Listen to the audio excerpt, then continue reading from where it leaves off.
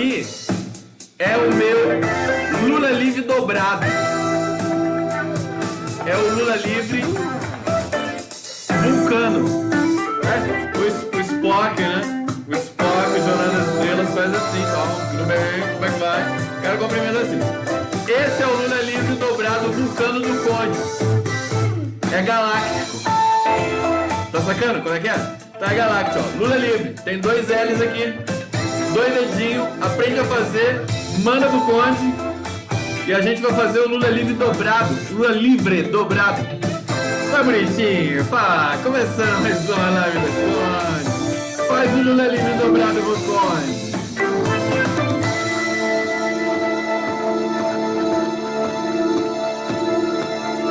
Ó, old school funk. Vai sair dançando aí, hein, galera? Cuidado, cuidado, que essa é uma live séria. É a live da democracia aqui do Conde, super condão, como vocês dizem. Então, ó, legal, aprendam a fazer o Lula livre dobrado. Beijo pra todos vocês. O Lula livre vulcano galáctico. Dá pra ver direitinho. Aí, LL, já eu sou Romão. Caras pálidas! Começaram mais uma live do Conde. Ah, no pique, no grau, pra botar os neurônios pra dançar. Sabe o que eu acho legal? Aquele filme, o filme do Ridley Scott, que é o Marte, Perdido em Marte, Lost in Mars, com o Matt Damon. É sensacional porque ele fica lá sozinho em Marte.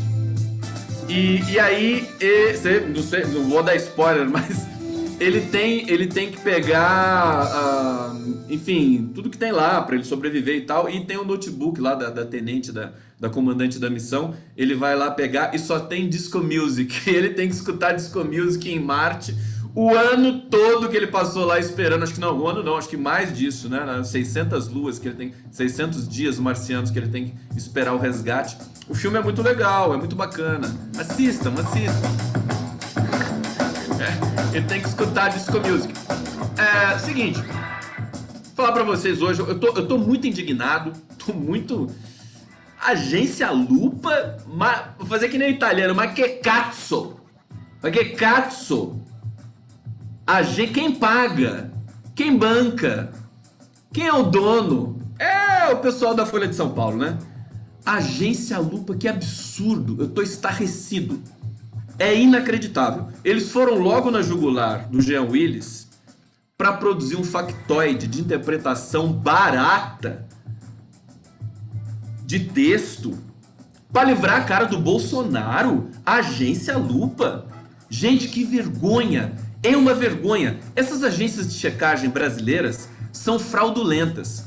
Eu digo isso e desafio alguém a vir aqui me provar que elas têm metodologia para fazer checagem. Não tem metodologia. É estarrecedor. É uma espécie de empíricos do fact-checking. A Lupa. E as outras eu nem procuro saber. Mas é que a Folha de São Paulo dá destaque para isso na sua home. Francamente, que vergonha. Parece a Empíricos. É a Betina. Por quê? Eu vou explicar por quê nessa live de hoje. Vou explicar. Vou na jugular da Lupa. A Lupa tem que passar por uma fact-checking. Vergonha. Tô indignado. Baixaria isso, não tem metodologia, não tem nenhum tipo de protocolo de checagem, é tudo na pistolagem, é uma coisa meio bolsonara de proceder. Como é que alguém pode autorizar uma operação de uma agência desse tipo? Isso é picaretagem pura, é Empíricos. É justamente, o Brasil vive uma espécie de onda, uma espécie de epidemia desse modo Empíricos Bolsonaro de viver, de ser e de interpretar. É tudo nas coxas. A imprensa tradicional também tá nessa onda, mas a agência Lupa é de doer o fígado e o intestino. Vamos lá, com a Old School Funk aqui com vocês. Começando essa live do Conde, saudações a todos vocês. Deixa eu ler alguns comentários e os nomes de vocês aqui no chat do Conde. Ainda não tem superchat, mas daqui a pouco vai ter. Vai ter muitos coraçõezinhos aqui, muito obrigado. Núbia Bentes, Eliane Soares, Deise Ribeiro. Eu tenho que mandar beijo porque vocês são lindas. Os nomes são lindos, os coraçõezinhos são lindos. Vanessa Vasconcelos, Maryland Vieira, Maria das Dores, Ângela G. Acabei de assistir Os Trompetistas na rodoviária do Tietê em Sampa. Simplesmente demais. Os Trompetistas da Democracia? O meu amigo Fabiano Leitão tava lá? São Lopes. São Lopes. Adoro o São com C cedilha. Demais. Sérgio Luiz Tenório, Lula Livre, Célia Marques, Ruth Silva, Deise Ribeiro mais uma vez aqui, Vanessa Vasconcelos, Amelei Martins, Edna Maria, boa noite. Saudações, ao São de novo aqui. Sensacional, chat mais fofo da internet progressista brasileira, o meu chat, canal do Conde. Tô nervoso hoje. Bom, vamos começar, vamos direto ao assunto, falar da Agência Lupa, né? Eu tô com a página da Lupa aberta aqui, vou ler para vocês o que eles fizeram. Então eles estão dizendo que o Jean Willis mentiu. O Jean Willis erra sobre postura de Bolsonaro após tragédias em Brumadinho no CT do Flamengo. Aí, olha o que a Agência Lupa destaca e recorta da fala do Jean Willis. Se, em vez de prestar solidariedade às vítimas de Brumadinho, acabou. Ela diz, ele mente. Como é que alguém, enfim, com as faculdades mentais intactas, vai destacar se, em vez de prestar solidariedade às vítimas de Brumadinho, pega essa frase do Jean Willis, que ele deu entrevista para o Pedro Bial, e diz que ele está mentindo? Gente, não dá nem para começar. Não dá nem para começar. A Agência Lupa certamente vai ser objeto de pesquisa de muita gente em linguística e análise do discurso, porque é realmente uma aberração, e é uma aberração que não é só uma aberração empresarial, jornalística, é uma aberração política, porque ela estão usando a Agência Lupa como dispositivo político. Porque assim, a pergunta aqui, vou repetir de novo a frase que ela disse que é mentira. Se em vez de prestar solidariedade às vítimas de Brumadinho, só isso. Só isso. Aí ela explica, assim, o presidente Jair Bolsonaro falou sobre o rompimento da barragem de Mínica Córrego do Feijão, em Brumadinho, no próprio dia 25 de janeiro de 2019, quando ocorreu o desastre, em pronunciamento jornalístico. Gente, é muito raso, é muito rasa a compreensão de texto dessa Agência Lupa. Alguém tem que avisar eles. Primeiro lugar, e aí vem um pouco do colapso que nós estamos vivendo da linguagem e da política. Eu vou fazer um link aqui, porque tudo isso está englobado numa crise que nós estamos vivendo, subjetiva, política, histórica. Mas, basicamente, o que é? Eles confundem a argumentação com factualidade, com relato. Então não é relato, o Jean Willis não é um boletim de ocorrência. Porque se pegar esse tipo de enunciado de qualquer pessoa, qualquer colunista, você pode dizer que ele está mentindo. Esse é o grande nó que nós estamos vivendo hoje no Brasil, politicamente, da situação de mentira e de verdade. Criou-se uma confusão, dada a precariedade de interpretação de texto da imprensa tradicional, que induz, né, que emana protocolos de interpretação, sobretudo para a classe média, burrona, desassistida intelectualmente, né? Para o empresariado, esse pessoal aí, esse pessoal o topo da pirâmide brasileira, propagou um protocolo de interpretação muito precário, porque o povo trabalhador sabe interpretar muito melhor do que a classe média. Haja vista as pesquisas que foram feitas durante a eleição. Você via população negra rejeitando o fascismo, não vou nem dizer escolhendo o Haddad, mas rejeitando a incivilidade e a barbárie. População negra, mulheres, comunidade LGBT, evidentemente, você tinha ali as exceções, né, de todas esses segmentos que votaram no lixo, na barbárie, né? Chamar o Bolsonaro de lixo assim de vez em quando é bom, também faz bem para a saúde. E você pode ver o povo trabalhador sofrido do Nordeste também, o tipo de lucidez muito mais virtuosa do que você puder imaginar. Não é uma questão partidária, é uma questão de escolha de civilizatória. Não tem a ver com escolha política. A escolha na última eleição brasileira não foi política. Foi uma escolha entre a morte e a vida. Não tem dúvida disso. Entre a mentira e a verdade. E aí a agência Lupa nunca se pronunciou um segundo sobre as mentiras que o Bolsonaro fala todos os dias. É o cara que mais mente na face dessa terra. Ficou caladíssima. Não falou sobre ele acusar o Jean Willis, por exemplo, de ter sido o mandante da facada. A Lupa falou alguma coisa sobre isso? A Lupa está sendo usada politicamente por alguém.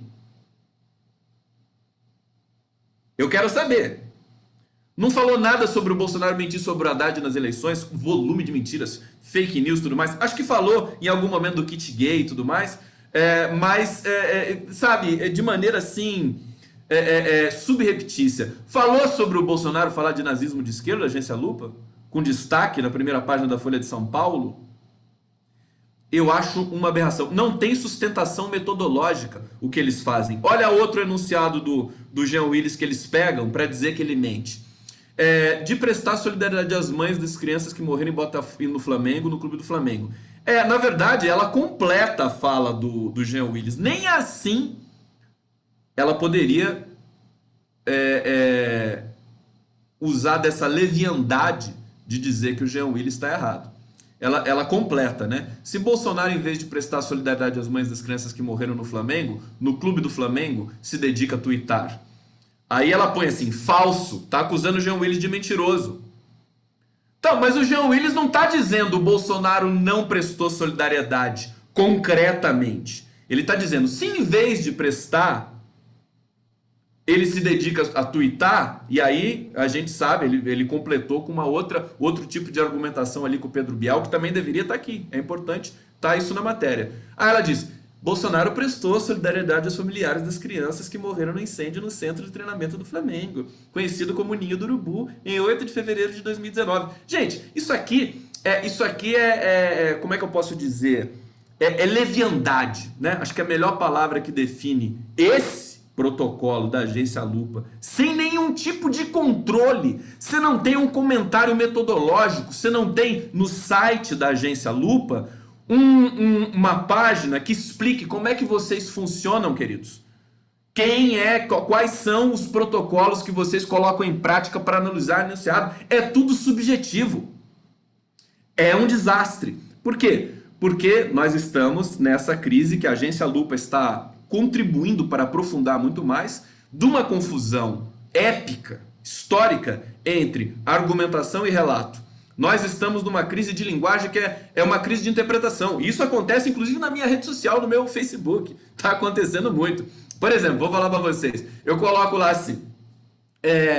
Ontem eu conversei com o Rogério Skylab, compositor, intelectual, consagrado no Brasil, embora algumas pessoas não conheçam. E ele diz o seguinte, ele diz que o Jean Willis, ele viu a entrevista do Jean Willis pro Bial, né? O Jean Willis ele formula uma tese. Ele talvez seja o verdadeiro herdeiro do Lula, mas num sentido muito amplo. Um sentido assim que demanda uma análise profunda. Não é aquela coisa assim, meme slogan. Quer dizer, tem muita gente que se acha de esquerda que está caindo nessa conversa aí da interpretação rasa e rápida. Vamos tomar cuidado porque o momento é importante. Tem um momento agora importante porque o Bolsonaro derrete. Ele não é mais aquele inimigo tão visível no horizonte porque ele virou um cadáver.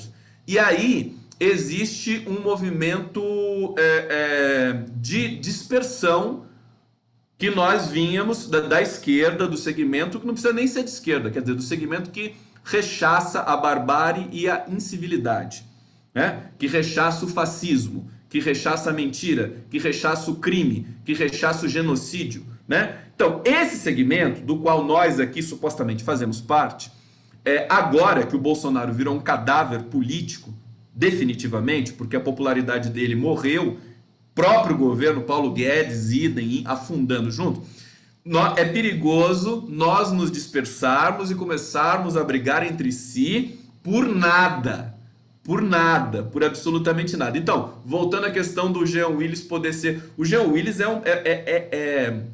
uma liderança absolutamente importante para o Brasil nesse momento. O gesto do Jean Willis de ir para o exílio, ele é muito poderoso, muito forte.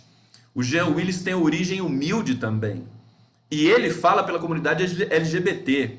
E o Rogério Skylab diz que a cuspida do Jean Willis no Bolsonaro foi uma cuspida abençoada. Eu concordo com ele. Eu tenho de concordar. Gente, eu não sou bonzinho, não quero fazer o papel de bonzinho, bom mocinho. A luta política, ela é pesada. Não dá para você ficar querendo posar de civilizado nessa história. Acho que é um erro que a gente, e muitos de nós, né, embarcamos em querer, por exemplo, ficar com pena do Danilo Gentili nessa altura do campeonato. É algo assim totalmente inconcebível. Quer dizer, os horrores, um cara que incita a violência, claramente o tempo todo não produz humor, coisa nenhuma. Ele produz preconceito e racismo. Tá fora do escopo do humor. Eu posso dizer isso de cátedra, porque eu sou pesquisador da área de humor. Ele não produz humor, não é humor o que ele faz. É fraudulento também. Então nós estamos numa crise de interpretação até dos gêneros discursivos. Humor, argumentação, relato. A agência Lupa trata as declarações do Jean Willis como um boletim de ocorrência. Quer dizer, é uma aberração. Eu me senti como se estivesse diante da Betina. Acho que é a Betina que trabalha na Lupa, né? A Betina deve trabalhar ali, deve ser a Empíricos, né? A Empíricos da agência de checagem. Achei estarrecedor o uso político da agência Lupa. Deixo público aqui meu repúdio a esse tipo de protocolo absolutamente obscuro, que ninguém sabe se tem uma metodologia para aferição. Você sabe que tem uma coisa que eles faziam, que eu fui ver, porque eu já manjo a Lupa já faz tempo, né? Eu já manjo essas agências de checagem, todas estão a serviço do mercado financeiro, né? E eles, por exemplo, para checar se uma notícia é verdade ou mentira, eles ligam para a fonte. Aí liga lá, por exemplo, o Major Olímpio, né? Falou: você falou que o professor tinha que estar armado para evitar a tragédia de Suzano? Aí, se o Major Olímpio mentir e falar assim: não falei, eu não falei nada disso, a agência Lupa vai falar: mentira. Ela acredita na palavra da fonte. Ou seja, é absolutamente ridículo, é absolutamente inacreditável que alguém chame por agência de checagem esse tipo de protocolo totalmente sem nenhum tipo de controle metodológico. Um absurdo estarrecedor. Bom, vamos lá passar para a sequência da nossa live. Tá feito o meu... Olha que bonitinho.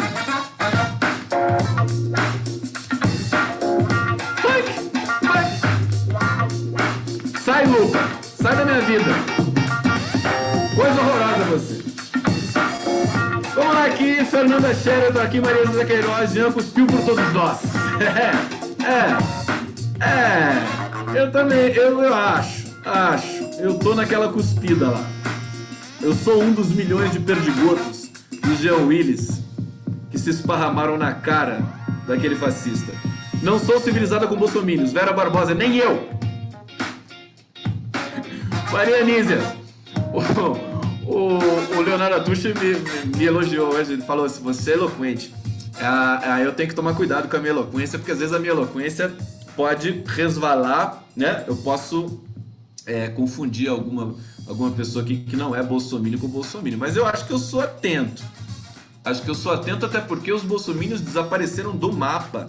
Maria Anísia Paulo Sérgio, subespécie Trochomínio. Tem bolsominion aqui? Maria Silva, concordo plenamente, Conde. A falsa esquerda criticando Willis, Haddad elogiando Gentili. Não são de esquerda. Para de seguir imediatamente, ou estamos juntos ou não. Eu acho que eles estão confusos. Eu acho que assim, todos nós estamos. Todo mundo está num barco chamado Brasil, imenso. Inclusive até essa classe média burra, até o próprio bolsonarismo. Essa é uma coisa. Aí você tem a esquerda que está numa ala, né? Nos porões, vamos dizer assim, desse navio. Mas estamos todos juntos. Agora, a crise da linguagem, a crise da comunicação é comum a todos. Eu tenho pensado o seguinte: eu conversei com alguns psicanalistas aí nesses últimos dias, sensacional, aprendi muito, e é por isso que eu estou assim, podendo fazer algum tipo de síntese aqui associando a minha análise linguística técnica do cenário da linguagem política e social brasileira desse momento, com alguns pressupostos da psicanálise do sujeito, da ordem do desejo. Né? Então a gente associa uma coisa com outra, a gente pode postular uma tese um pouco, pelo menos diferente, para a gente poder entender o que está acontecendo hoje no Brasil, por que as pessoas não conseguem debater. Eu posso dizer facilmente para vocês, porque existe um protocolo reativo, né? Por exemplo, eu coloco abro um debate na minha rede social, as pessoas elas ficam, algumas, né? A minoria, sempre a minoria, mas me chama a atenção e eu monitoro o que acontece nas redes sociais para produzir comentário sobre costumes aqui na nossa, eu não fico, enfim, eu vejo como as pessoas, os comentaristas, os meus amigos, a minha rede vai reagindo a certos enunciados para entender o que está acontecendo no Brasil. É como se fosse uma pesquisa do Datafolha, como se fosse uma pesquisa do Vox Populi qualitativa. Como é que as pessoas estão reagindo a certos enunciados? Então, uma reação um pouco mais estridente sobre 2 enunciados que eu lancei há pouco tempo atrás. Da possibilidade da Ana Estela Haddad ser candidata a prefeita em São Paulo. Possibilidade. Eu não falei que ela vai ser candidata a prefeita. As pessoas já trataram como coisa certa e criticaram. Ou seja, primeira coisa, não leram direito. Não leram direito o que eu estava propondo. Segunda coisa, se incomodou tanto, é porque é forte. É forte, inclusive, dentro do campo da esquerda. Ana Estela Haddad continua sendo, a meu ver, um nome poderosíssimo para fazer realmente muito barulho e contribuir muito para que nas eleições municipais de 2020 a gente já deu um troco muito bem dado para esse campo fascista aí que se apoderou do país. Isso é uma coisa. Por exemplo, com relação ao Jean Willis ser o cara que tem a... Veja, muita gente fala assim, não, é o Boulos que tem a ver com o Lula, mas isso é óbvio. Vocês não acham? É muito óbvio falar que é o Boulos. O cara fala grosso, o cara vai lá do povo, é bom de palanque, né? É o coordenador nacional do MTST. O Lula gosta do Boulos, né? Muita gente já falou que o Boulos é o herdeiro do Lula, mas não é uma briguinha para saber quem é o herdeiro e quem não é o herdeiro. Não se trata disso. Se trata de uma análise mais sofisticada histórica. Quem vai ocupar? Em geral, não é aquele que a gente diz que vai ocupar. Vocês têm, sabe? A história ela é ingrata nesse sentido. Todo mundo achando, é o Boulos, é o Boulos, é o Boulos, e de repente aparece outro cara assim. E eu não tô falando também, isso também não significa que o Lula tá fora do jogo. Não tem nada a ver uma coisa com a outra. Entendeu? Então eu acho que existe uma reatividade muito forte de todos os lados, da esquerda e da direita. A esquerda está se submetendo a um papel irrefletido também na interpretação dos enunciados. Nós não podemos cair nessa conversinha. Acho que a gente tem um pouco mais de consistência, substância para poder fazer a interpretação de texto no meio do debate público nacional político. Não podemos cair nessa memetização, sloganização do debate político brasileiro. Não podemos, né? E a gente cai em grande medida. Quando a gente vai lá, por exemplo, eu acho muito engraçado, eu vou lavar só um pouquinho de roupa suja, só um grãozinho de nada. A pessoa vai lá, né? Aí você fala que, pô, Ana Estela Haddad para prefeito pode ser legal, né? Aí a pessoa vai lá e fala assim, você é um idiota, você não pode pedir isso. Aí você vai lá e bloqueia a pessoa, né? Porque que a pessoa me chame de idiota, enfim, eu vou bloquear, né? Porque é perigoso, né? Aí a pessoa se queixa, fala, você é um tirano, você me bloqueou. Mas, querido, e é muito louco porque essa pessoa acha que está argumentando. Ela acredita que ela veio para argumentar, chamando você um grosseiro, não entende nada. Esse é o argumento dela. Aí você bloqueia, a pessoa fica triste e fala que você, nossa, você não deixou, não foi debater comigo. Eu falo, como é que eu vou debater com você? Então veja, isso também é pedagógico. Isso é um processo de deterioração das instâncias da linguagem. Nós não podemos deixar acontecer isso. Nesse campo não dá. É por isso que o debate está interditado. As pessoas estão reativas ao debate. Acho que é isso que o bolsonarismo, a linguagem bolsonarista, provoca. Ela provoca uma reatividade muito forte. Até o Haddad foi vítima agora disso. Porque ele, né, começou um bate-boca. É claro que o Carlos Bolsonaro não bateu boca, porque nem para isso ele serve. Não serve para debater e nem para bater boca. Mas quase que o Haddad mordeu uma isca perigosa de entrar nessa coisa mais reativa das redes sociais. Eu sempre saio disso. Às vezes eu gosto de comprar uma briga e tal, enfim, para ser generoso, para a gente poder realmente democratizar um pouco as coisas. Mas eu aprendi com o tempo, em escala, que não vale a pena. Você se desgasta e as pessoas saem difamando você por aí. Saem difamando furiosamente. São raivosas. Elas têm muito ódio dentro de si. Não conseguem argumentar, ofendem, insultam e mesmo se achando de esquerda, saem depois difamando você por essas redes sociais. Eu não ligo! Falem mal, mas falem de si. Eu como costumo brincar assim, né? Podem falar à vontade, faz parte. Somos pessoas públicas e tal, não tem problema nenhum. Desce, vem. Eu acho que se a pessoa não gosta de uma coisa que eu falei na live, ou na minha rede social, ou no meu artigo no 247, no GGN, onde quer que seja, se ela não gosta, ela pode fazer um artigo, ela pode escrever um texto inteiro e publicar na rede social dela. Hoje ninguém tem limitação mais. Todo mundo pode ter seu canal no YouTube, todo mundo tem seu perfil no Facebook. Então eu acho muito engraçado. A pessoa quer ficar ali poluindo o seu ambiente. Mas veja, debater é maravilhoso. Eu tenho divergências espetaculares com o Leonardo Atush, com muita gente do jornalismo brasileiro, divergências respeitosas. E quando a gente faz o debate, a gente é muito intenso, é muito importante para que a gente consiga entender melhor. Essa coisa da unanimidade, realmente o Nelson Rodrigues está certo, é burra, não tem graça nenhuma. As pessoas ficam assim, nessa questão. Estou falando de linguagem, tá, gente? Não estou falando, não quero acusar, não quero chamar, trazer questões específicas aqui. Estou falando de uma maneira geral, para a gente falar da linguagem, qual que é a crise que nós estamos vivendo. Pessoa acha, numa rede social, nós não podemos fazer isso, presta atenção. Acha que assim, você publica uma opinião sua. Aí quem te acompanha, enfim, os seus amigos estavam lá, concorda ou não concorda? Acho que só se resume a isso. Claro que não. Não é concordar e não concordar. Eu acho muito engraçado quando tem gente aqui até no chat falando, não, concordo e tal. Não, agora tá no frisson aqui e tal. Mas essa coisa, concordo, não concordo.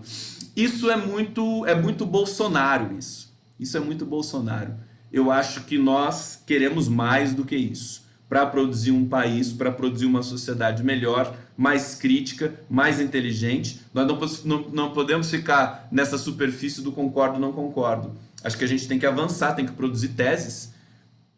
Tem que produzir teses sobre isso. Por exemplo, a tese de que Jean Willis pode ser o sucessor do Lula é muito forte. Historicamente, pensando isso, quer dizer, o Jean Willis vai ficar esse período no exílio. Quando ele voltar para o Brasil, quando o Brasil recobrar a democracia, porque vai recobrar e ele vai voltar gigantesco, com uma grande potência histórica e política por trás dos seus gestos e do seu retorno. Esse é o ponto. E ele é muito jovem. Então, esse é o ponto. Agora fica naquelas picuinhas do Jean Willis, não, tá defendendo o Estado sionista, não sei o quê, e começa a multiplicar essas coisas que acho que fazem parte do debate, mas eu acho que nós temos de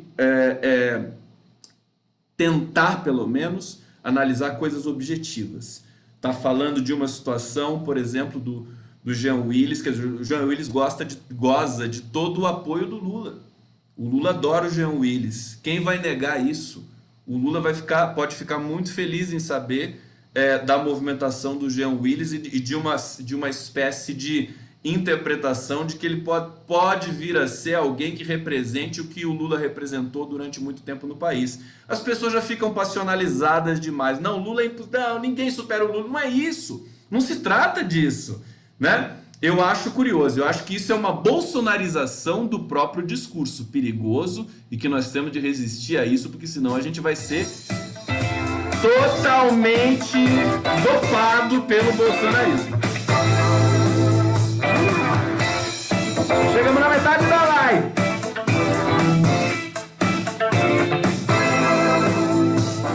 Eletra Silva, Maria Adriana, saudações, Célia Marques, Sônia Leite, Vera Barbosa, Maria José de Queiroz, Fernanda Xera, querida, Maria Nízia, Sil Lopes,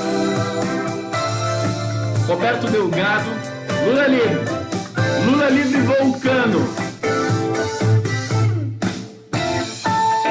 Não assisto a Globo, gosto muito do Jean. Quem que não assiste a Globo? Perdi. Cadê o Queiroz? Conde, você viu o live no rodoviário Tietê? Eu acho que o Fabiano Leitão tava lá, né? Se rolou um Lula livre no terminal Tietê, porque o Fabiano tava lá. Queridos, eu fiz um roteiro muito grande aqui para vocês, pra gente conversar. Essa live de sábado aqui é forte e tal, ela tem um... Vamos avançar. Então, de uma certa maneira, eu quero falar da linguagem também para vocês, né? Então, a Agência Lupa é só um sintoma desse momento dramático da linguagem. A linguagem está em frangalhos. E eu tô entendendo que a sociedade é uma sociedade adestrada no pior sentido da palavra. Então, nós temos uma confusão entre a dimensão argumentativa e a dimensão factual, a dimensão do relato. É por isso que fake news ficou forte. Por isso que essa mentira da fake news, que não é propriamente uma mentira do predicado, como eu conversei com o psicanalista Antônio Teixeira, é a mentira do sujeito, porque é difícil de você aferir certas coisas. O kit gay fica uma coisa solta. Kit gay foi distribuído nas escolas, mas fica solto, ninguém sabe se foi, se não foi, e fica só em cima do kit gay. É o kit gay para lá e o kit gay para cá. E isso acaba minando, evidentemente de maneira criminosa, todo um segmento político, que foi o segmento do Haddad, que foi isso que deu para ele, que provocou esse resultado tão infame da democracia brasileira, enfim, democracia combalida, incipiente, mas que acabou provocando esse problema aí que nós temos agora de enfrentar, que é um fascista no poder. Um fascista incompetente, é pior ainda, né? Então você tem uma confusão. Eles criminalizaram a linguagem. Eu digo aqui sempre que eles criminalizaram a política. A política foi criminalizada pela imprensa, pela elite, que acha tudo uma droga. Por quê? Porque na política, na democracia, o voto de um trabalhador humilde é igual ao voto de um executivo de uma multinacional. Até pouco tempo atrás, tinha gente, conversava com pessoas, gente formada nas melhores universidades brasileiras, que acreditavam que o voto de alguém do Acre não podia ter o mesmo peso do voto de alguém do estado de São Paulo. Para você ter uma ideia, uma pessoa que tinha pós-graduação.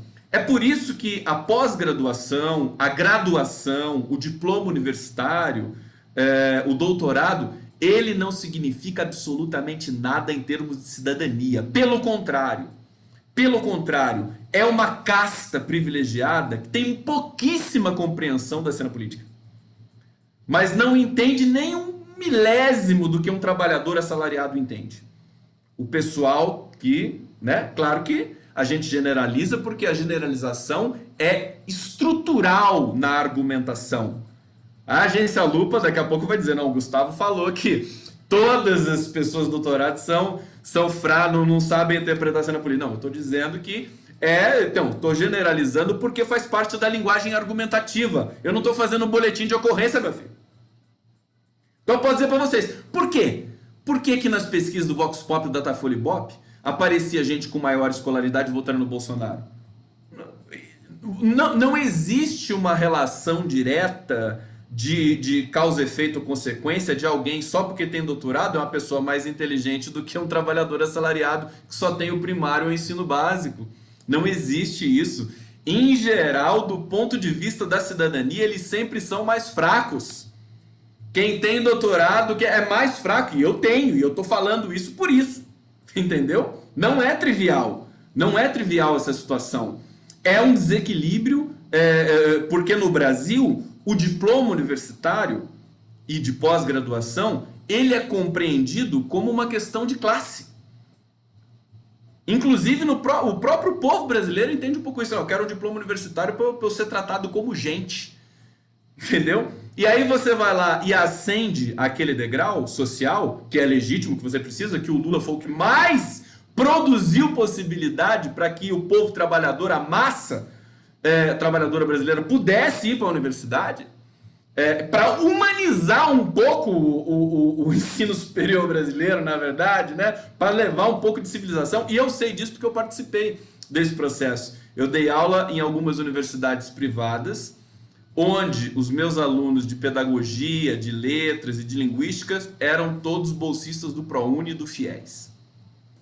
Todos e todas, porque eram muitas mulheres. E eles eram inteligentíssimos e muito mais interessantes do que os estudantes, enfim, que eu conheci na Unicamp, que eu conheci na USP. Por quê? Porque existe uma casta, existe aquele lugarzinho, né, de pensar dentro da caixinha, de querer parecer como todos os estudantes da USP, da Unicamp, da Unesp. Então, a pessoa está numa universidade privada da vida, trabalha, estuda à noite, paga os seus estudos ou é bolsista, mas tem de pagar transporte, tem de pagar alimentação, tem que comprar livro, entendeu? Então tem um custo, sim. Tem de ter tempo para estudar, tem de ter tempo para fazer as coisas. Essas pessoas que trabalham, que eram bolsistas, eram muito mais interessantes, produziam teses muito mais virtuosas do que aquele mundinho fechadinho da bolha, justamente porque o Brasil deturpou o mundo da universidade, porque tratou o mundo do ensino superior como se fosse uma extensão da classe abastada, justamente para poder continuar sufocando a grande massa trabalhadora brasileira, o povo brasileiro. Vamos lá? Falei que a live estava nervosa? Olha meu Lula livre doce. Olha meu Lula livre doce. Lula livre. Lula livre. Você quer Lula livre? Você está querendo Lula livre? Lula livre? Pessoal, não bota fé, fala sério. Fala sério. Vai trabalhar com onde? Para de ficar aí sem fazer nada, seu animal. Fala sério. Ó, deixa eu ler mais um pouquinho aqui de vocês. No chat do Conde, Nina Serena, Cris Souza, Otávio Queiroz, Sandra Ganem, Lu Livre, Maria Nízia, ó o som de novo aí, ó que sax, ó. Eu tô hipnotizando vocês. Lula livre, Lula livre. Vamos lá, eu não vou falar da missa 1/3, porque já fiz resenha demais e digredi demais, mas vamos lá. Tô tendo muita atenção, muito cuidado com esse problema da interpretação. Tava dizendo, né? Criminalizaram a política, criminalizaram por extensão a própria linguagem. Por quê? Porque a política é a linguagem. Essa tese eu quero trabalhar com vocês ao longo deste ano todo. A política é a linguagem, porque a política é a possibilidade de você debater os sentidos das palavras e os sentidos das instituições, os sentidos do seu futuro, os sentidos da sua subjetividade, da sua história e da história do seu país. Então, é por isso que nós não estamos compreendendo, não estamos mais conseguindo debater uns com os outros. O debate está difícil até dentro da esquerda, vocês sabem disso. Vocês sabem, já começa a brigar pelo Jean Willis. Ah, Anistela, não, é uma aproveitadora. O cara é de esquerda, né, e acha que a Anistela é uma aproveitadora. O cara é de esquerda e acha que o Jean Willis não merece todo o respeito que a gente dedica a ele. Então veja, isso é uma deturpação da realidade bolsonara. Isso é uma visão bolsonara de mundo. Você vai aceitar ter uma visão bolsonara de mundo? Não. Por favor, Você tem que modalizar, você tem que ponderar. A esquerda gosta do debate franco, né? Vamos discutir as teses. Não vamos ficar. É claro que nós precisamos na coletividade, na psicologia de massa e tudo mais, que o Lula, inclusive, domina como ninguém no Brasil, e muitos outros líderes, por exemplo, o Boulos também, e todo mundo que se elege, basicamente, quem se elege legitimamente, não comprando voto de laranja, que nem o PSL, né? Quem se elege discursando, né? A Janaína Pascoal se elegeu, não pisou na rua, não fez campanha para nada. O Haddad, ele fica pasmo com esse tipo de coisa. Eu também. Teve 2 milhões de votos sem pisar na rua. Quando, meu querido, que você tem uma coisa dessa? Então, política é linguagem.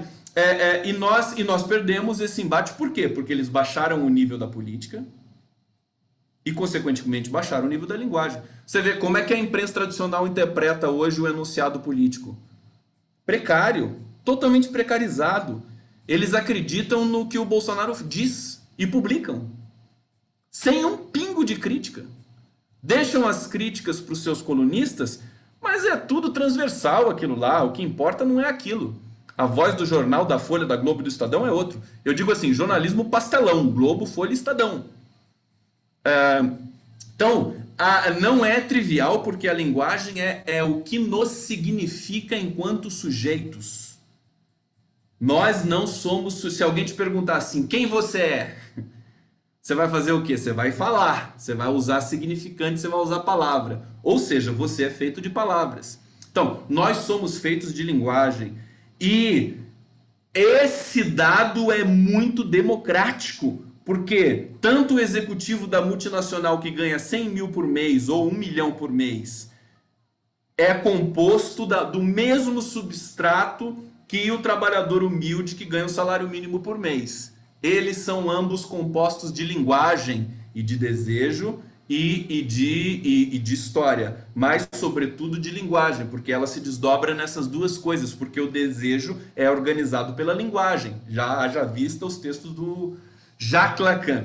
Então, eu acho que nós temos de atentar para isso, para essa disfunção da linguagem. Venho falando disso há algum tempo e vou mergulhar um pouco mais agora, porque justamente essa é a grande ferida.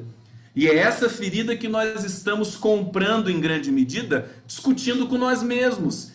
Nós ficamos reativos ao debate, não queremos construir nada. Então, a esquerda não pode ser assim, né? A esquerda pode ser diversa, pode ser dividida, como eu já disse aqui também em alguns momentos, porque é da natureza dela ser diversa, ela não é homogênea, ela não é totalitária, diferente de um simulacro de esquerda dos anos 50, enfim, os erros que nós aprendemos com os erros da União Soviética, etc, etc. Não estou falando disso, eu estou falando de um momento novo da esquerda.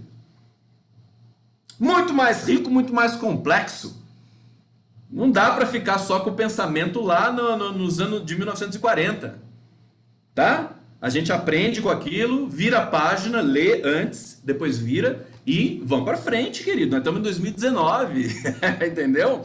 A gente avançou bastante na história. Então, eu acho que o movimento democrático progressista ele precisa se ressignificar e não pode ter medo do debate, nem do debate interno, porque nós estamos numa crise. Por quê? Porque o outro lado, a direita brasileira é fascista, ela não é democrática. Então como é que você vai debater com uma direita fascista?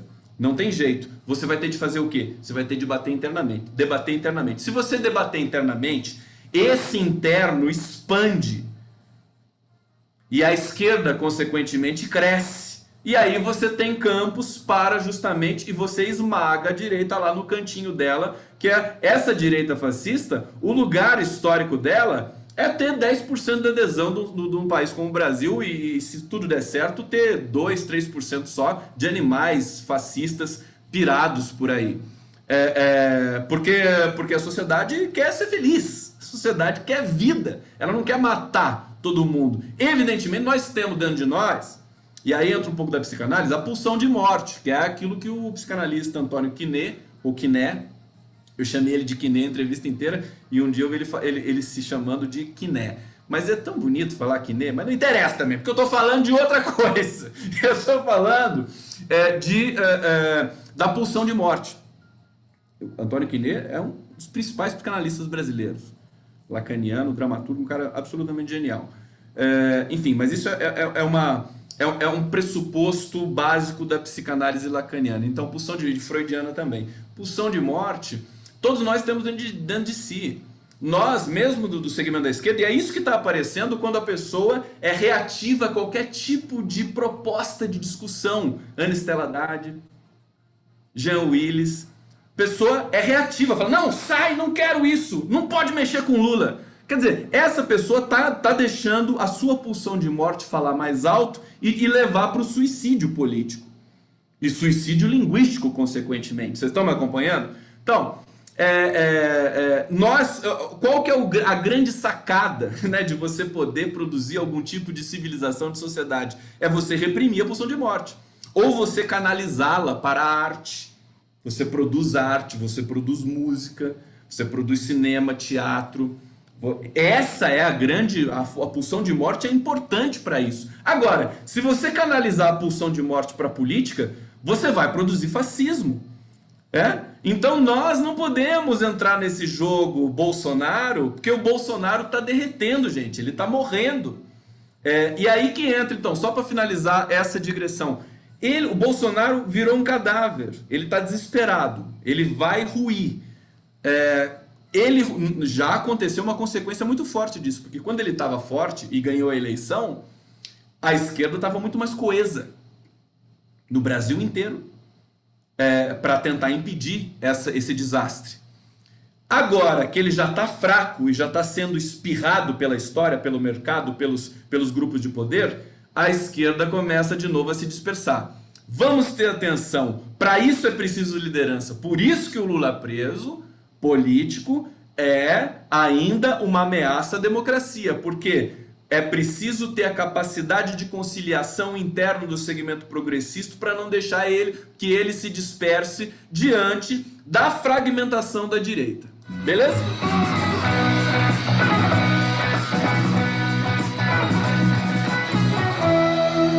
Olá, essa é a live do Conde. Vocês estão curtindo aqui? Dá o like, dá o like, dá o like, dá o like pra mim. Inscreva-se no meu canal, por favor. Meu canal cresceu muito aí dessa semana aqui. Eu fiz muitas entrevistas, passou 14 mil e já vai estar indo forte para 15 mil. Então vamos lá, please, por favor. Já viram aquela música do James Brown, Please? É linda, né? Ele só é please. A letra da música é please. É tão legal, eu adoro aquilo. Vou tocar um dia pra vocês aqui. Hoje eu vou tocar musiquinha pra vocês, uma musiquinha do Chico Buarque, daqui a pouco.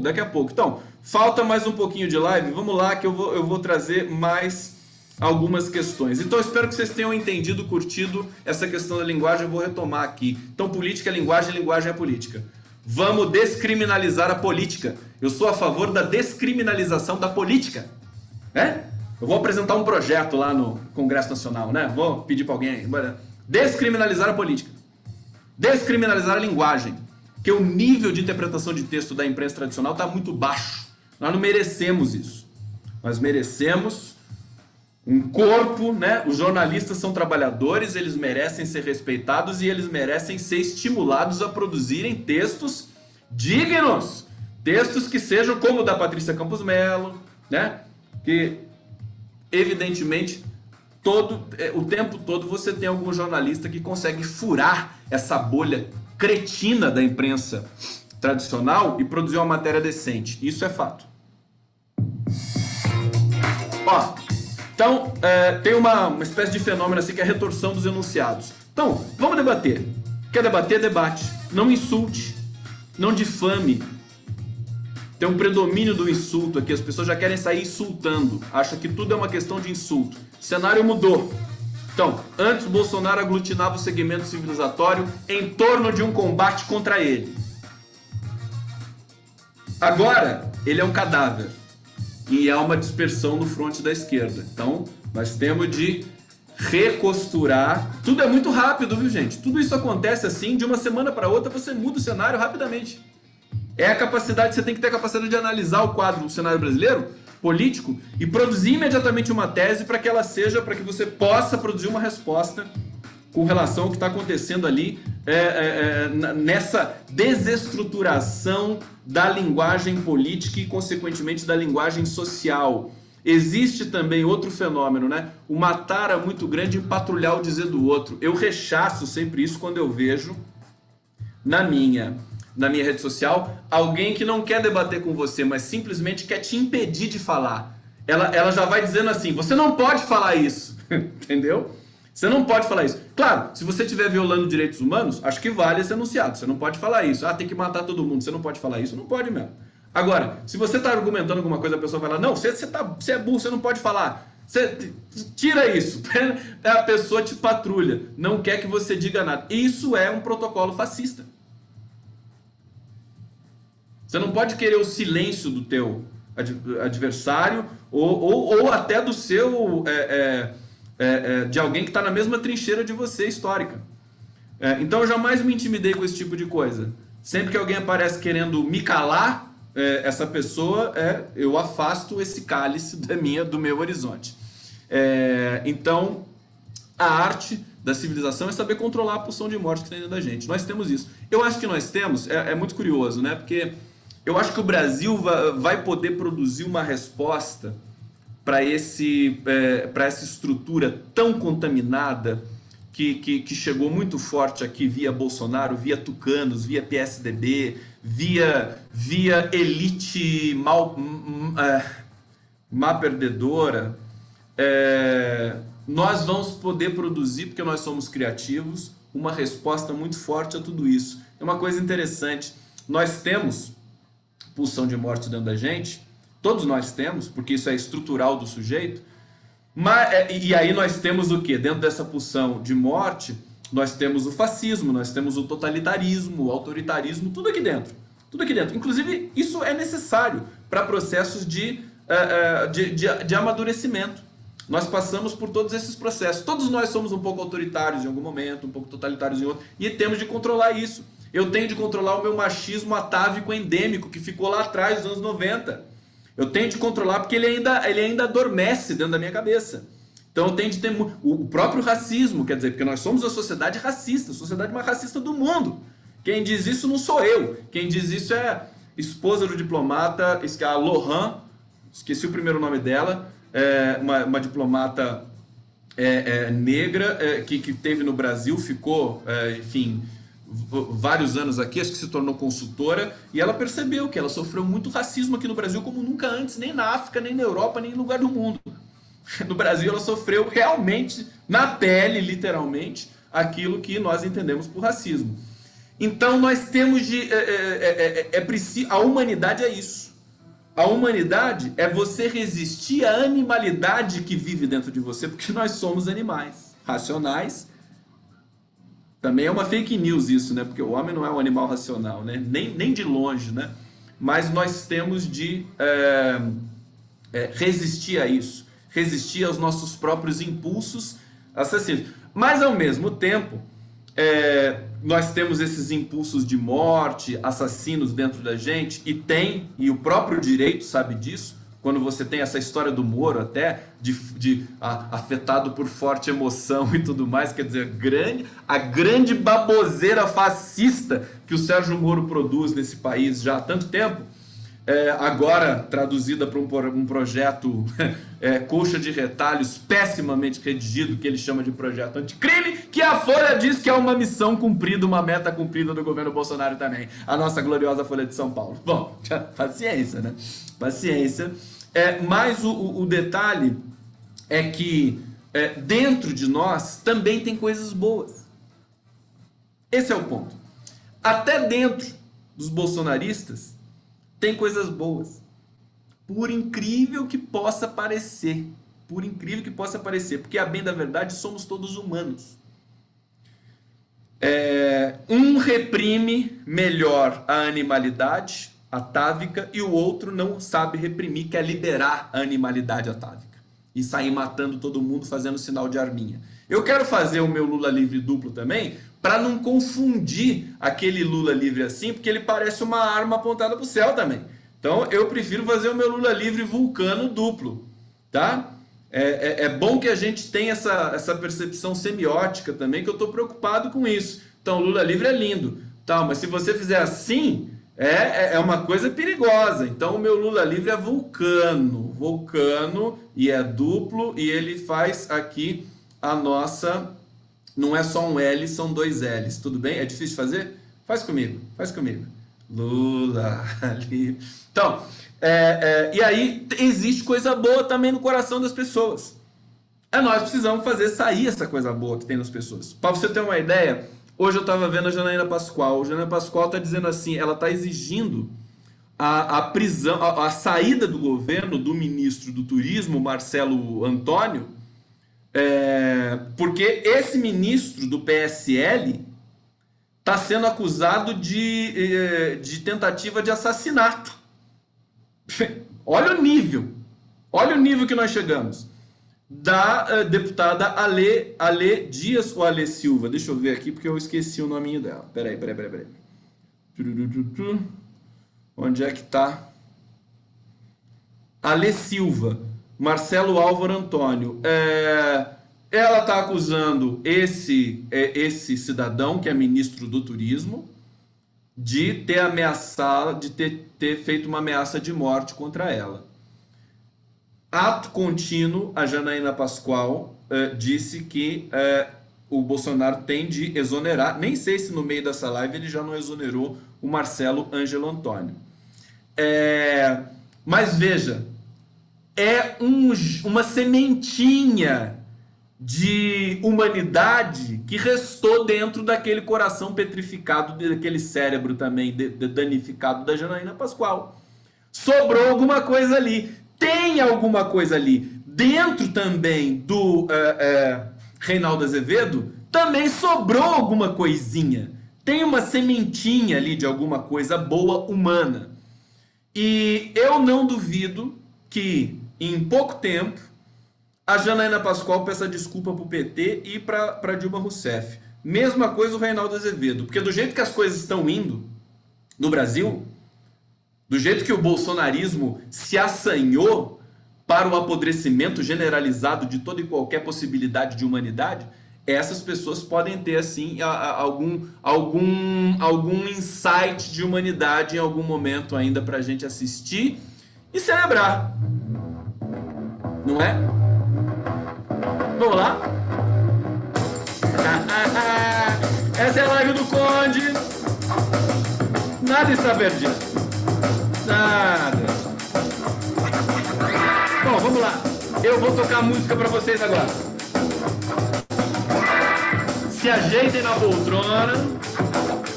Tomar um pouquinho da minha água, que o passarinho não bebe. Que delícia.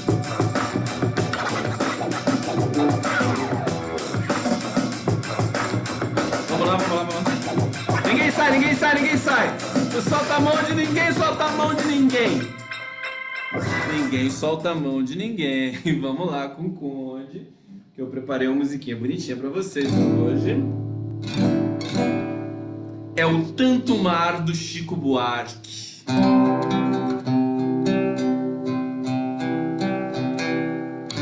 O ar-condicionado desafina um pouquinho meu violão. Vamos lá comigo? Vamos lá, estão prontos? Prontos? Foi bonita a festa, pá. Fiquei contente. Ainda guardo renitente um velho cravo para mim. Já murcharam tua festa, pá, mas certamente esqueceram uma semente em algum canto de jardim. Sei que há léguas a nos separar, tanto mar, sei também como é preciso para navegar. Canta a primavera, pá, cá estou carente. Manda novamente algum cheirinho de alecrim.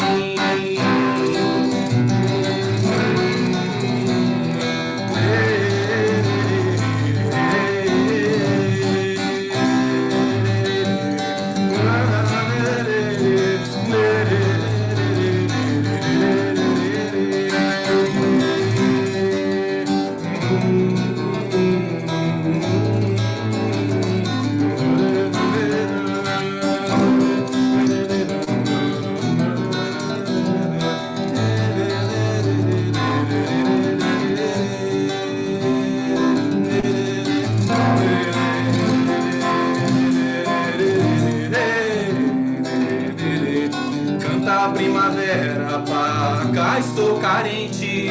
Manda novamente algum cheirinho de alecrim.